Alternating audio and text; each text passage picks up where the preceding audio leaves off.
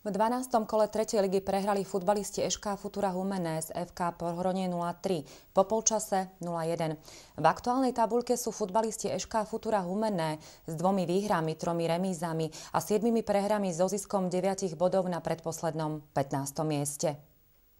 Už v úvode sobotnejšieho zápasu sa mohli domáci fanúšikovia tešiť. V prvej minúte agilný Karnaj potiahol útok domácich, hrajúcich v bielých dresoch, no tiesnený Báčik nezakončil. Aj ďalšia príležitosť zdvihla divákov zo sedačiek, ale brankár hostí včas zasiahlo pred nabiehajúcim Báčikom. V nasledujúcich minútach sa hra postupne vyrovnala a útok hostí v 21. minúte priniesol gól do humenskej brány z kopačky Radoslava Drobňaka.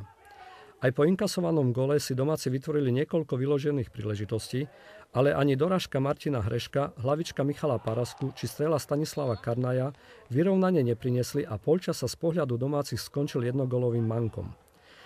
Aj po zmene strán sa domáci futbalisti snažili o vyrovnanie, ale ich koncovky nemali potrebnú razanciu. Na druhej strane v 67. minúte sa v skrumáži pred dvohárovou bránou najlepšie zorientoval Zvara a umiestnenou strelou zvýšil na 0-2.